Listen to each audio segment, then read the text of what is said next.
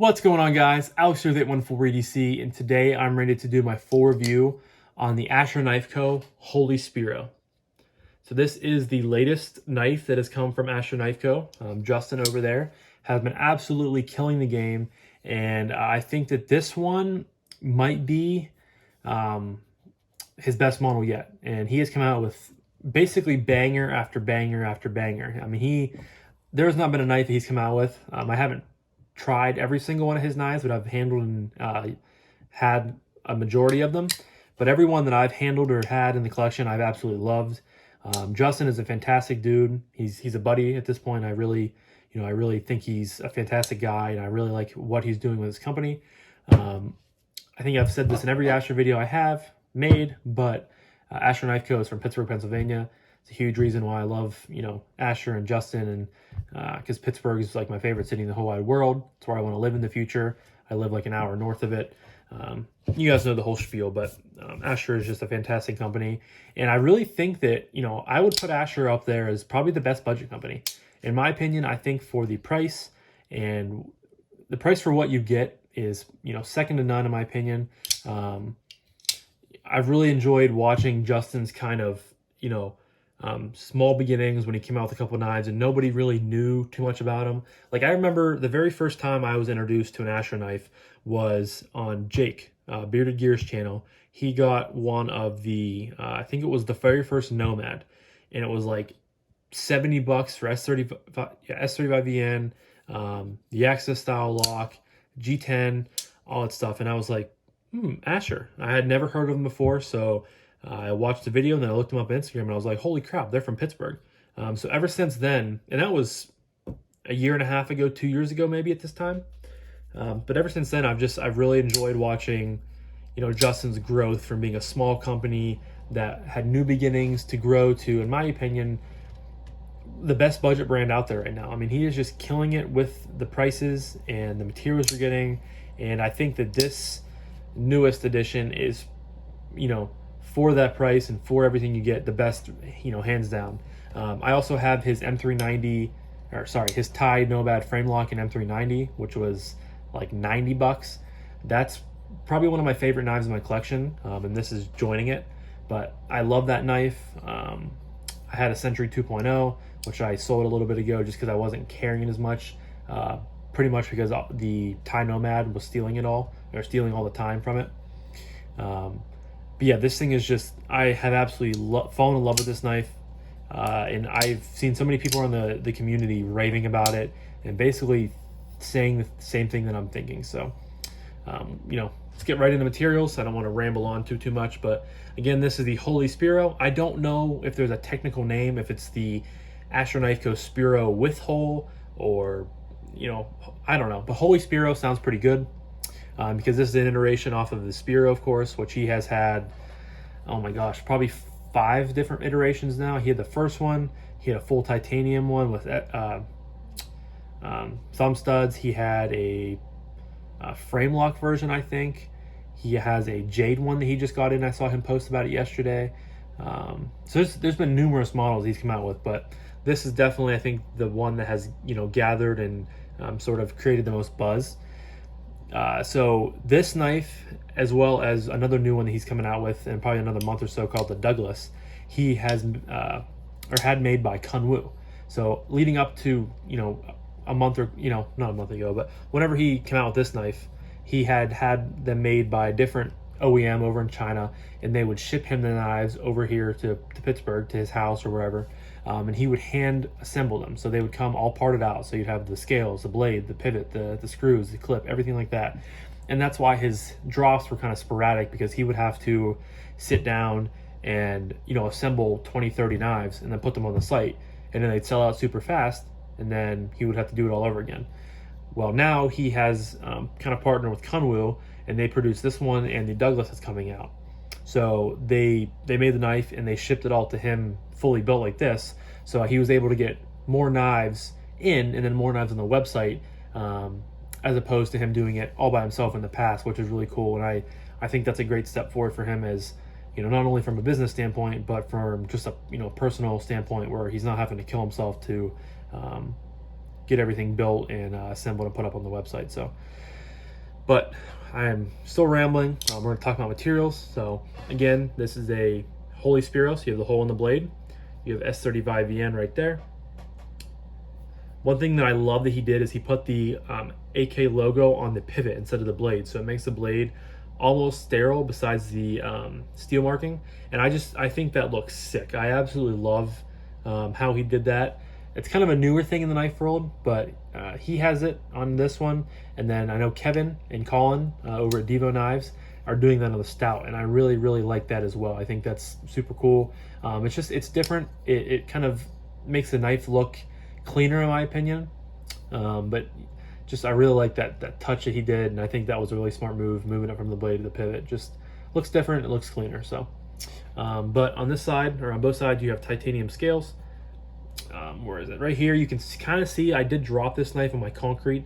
I was sitting outside one night with my dog and my family. We were just hanging out and talking, I was slipping this knife and I dropped it on the concrete, and I was pissed off. And it's actually, I've carried it a few times since then. I've kind of sanded it down with my fingernail, and you really can't tell unless you catch the light correctly, but kind of pissed me off, if I'm being honest. You have a reversible deep carry loop over style clip that does have a filler plate on each side, which is really nice. So if you're a lefty, you can flip it over here and put the filler plate here. It is a frame lock with a lock bar insert. It's on bearings. There is some internal milling on both sides. This thing is very lightweight, very slim and thin. This thing carries phenomenally well, and it also has very good ergos as well. So the blade is not a full flat grind. It kind of starts right here. There's a swedge kind of built in, but then it comes down to a very, very thin edge. Kunwu knocked it out of the park on that. And then the blade is stone washed as well. So I think that's all for materials. You also have a titanium backspacer with a lanyard post built on. I will not be putting a lanyard on here because don't need it, but you have that option if you so choose to. So yeah, it's all for materials. So next we're going to talk about action. The middle finger flick on this thing is just so money, man. It feels so good. The detent is nice and strong and very poppy, if that's a word I can use for it. But thumb flick is a little bit harder than the middle finger flick, but you can still get it as long as you get used to it. You just kind of have to put your finger in the right spot to get it to fire out.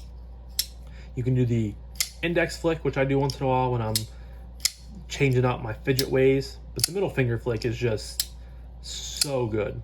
It fires out of there. I don't think I've failed this knife, to be honest with you. Like, the D10 is nice and strong, and you guys can see it. You can hear the audible pop. It pops back in there. It's pretty stiff, but it feels great on this knife, and I think Kunwu killed it on it. The drop action drops to your nail, and then you shake a few times and it's closed. So it's not like a free guillotine dropper, but I love a good, kind of controlled shake close drop. Bird just flew my window.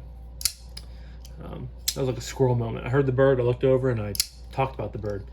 But very smooth. I have not taken this knife apart yet. There's no blade plate at all, no lock rock. It's very, locked up very tight.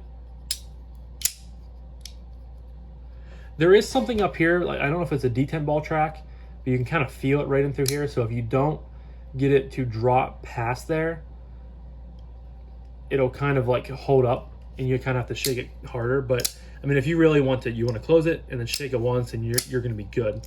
So it just depends on your fidget, mindset that day. If you want to sit here and kind of feather it down, it's something you can do. Or if you just want to feather it down like that, or if you want to do that and then bang it closed, it works either way.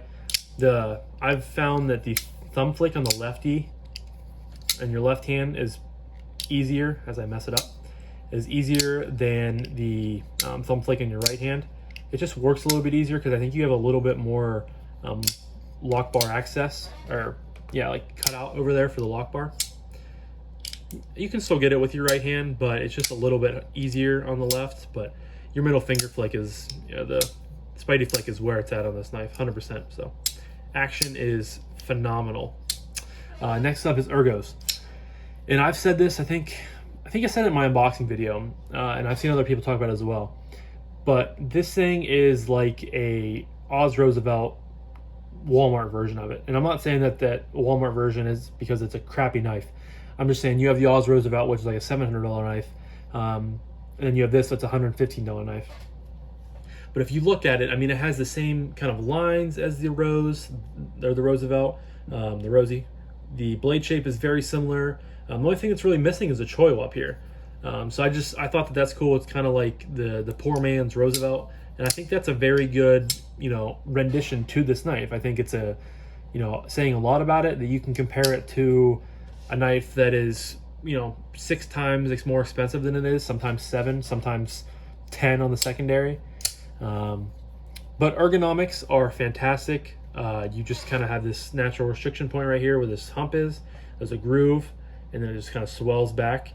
And up here, it's basically, there's a little bit of curvature, but it's pretty much straight. This thing just feels so good in the hand. You have some jimping up here you can use. I can get all 4 fingers on here very, very easily. The paw clip does not sit very proud of the scales at all, so you're not going to be, you can feel it, but it's definitely not really causing a hot spot. You can put your thumb up here. It's a good landing area. There is no choil, like I said, or anything like that, or even like a landing choil. But I don't think on this knife, I'm not really missing it on this knife, because there's definitely some knives that you only have the ability to hold back in a kind of a position like this, where you would go, I really want that choil. I really want that extra, area to grip up on. But for this knife, I have never thought that. I don't think it is super. I don't think it's a necessity, is what I'm saying. It's so good. It's so thin, so lightweight. It's big enough. I think this blade is, I actually don't know how big this blade is, to be honest with you. Maybe 3.3 inches, somewhere in there. So it's a good medium-sized knife, and it feels so well. When I'm gripped in like this, it just kind of melts into your hand, and it feels like you can really go to town and do some hard work with it.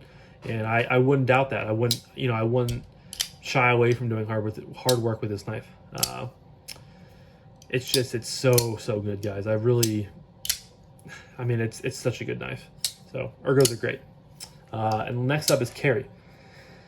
Again, this knife is slim, thin, very lightweight, with a loop lever style deep carry clip that goes practically to the butt end of the knife. What do you guys think what I'm going to say about the carry? Of course it's going to be good. It rides in the pocket so well. You have nothing over here to catch your thumbs on, catch your hands on if you're diving down in your pocket to get something. The example I always like to use is chapstick or coins. I've carried this, I think, once in my back right pocket of my shorts. Works great back there. It's just a great size, a nice compact package. The tie scales are nice and smooth, so you're not going to be catching your pockets on anything like that. All around, it's so good, guys. Again, there's there's 3 pockets on each side of the scales for internal milling, which makes it super, super lightweight. Really easy to get in the pocket. I saw some people that were saying that they wish they had a little bit more of a premium clip on here. And I can kind of understand that, but I think I've really grown to appreciate this clip. I love a good loop over style deep carry clip, especially because it is countersunk into the scales, and then these screws are countersunk into the clip itself. So makes for a great, easy in and out pocket. And I think Cherry Picking EDC, Jared, I think is his name. He talked about and found out that you can use an artisan milled titanium clip on here, and it fits perfectly. You can get those, I think, for like $18 on White Mountain Knives. So maybe down the road, if I want to dress it up a little bit, I might try doing that. But as of right now, I have no qualms with the clip. It carries very, very well, and I don't think it looks bad at all. Especially because the knife is $115, so you're not spending multiple $300, $400, $500 on a knife. I think it's acceptable for what it is, and I think it looks good and it functions well. So carries great. Last up is price point and what I recommend this knife, guys. I think you already know by now. I would recommend anything that Justin put out.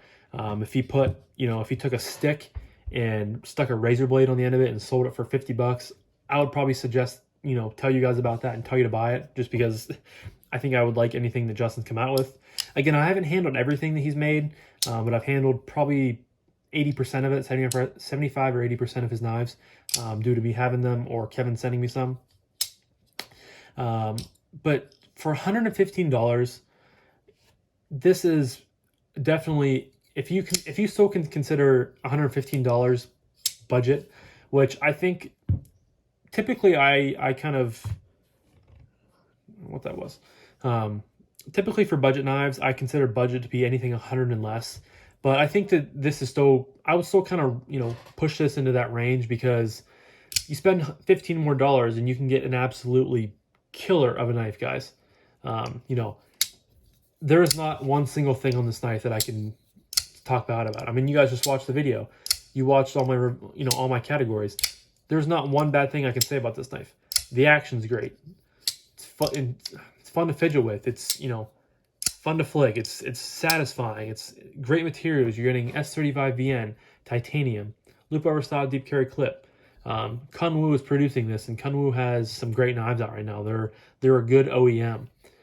Lock or frame lock with bearings, just everything about it for $150. And you can use Kevin's code for Lefty10 to get 10% off. Saves a little bit of money, so you're closer to probably $100.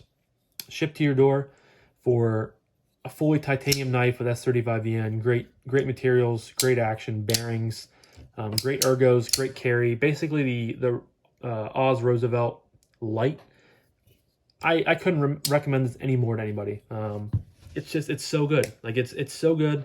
Justin, thank you for producing this. Thank you for thinking of adding a hole to the Spiro. Because if I'm being honest, the Spiro they were good knives. I loved them. They were made well, like all around great knives for the price as well. But they weren't my favorite design. I much preferred like the Nomad, design, or the Century, stuff like that. So the Spiro wasn't my favoriteest design that Justin has come out with, until we added the hole, because I think the hole and kind of just this overall shape just took it to the next level. And I think that it got knocked out of the park. If you guys can pick one of these up, please go do so. Excuse me. I will leave Justin, Asher Knife Co., his website and his Instagram in the description down below. Please go check them out if you missed the drop on one of these. I don't think that there's any for sale right now on his website. I think he has to get a restock in.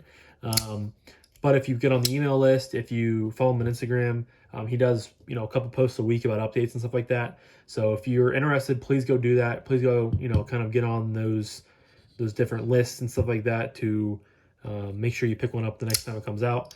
I've seen a couple go on the secondary. Might be able to pick one up there, but this knife for me will never leave. I absolutely love it, and it's hands down so good.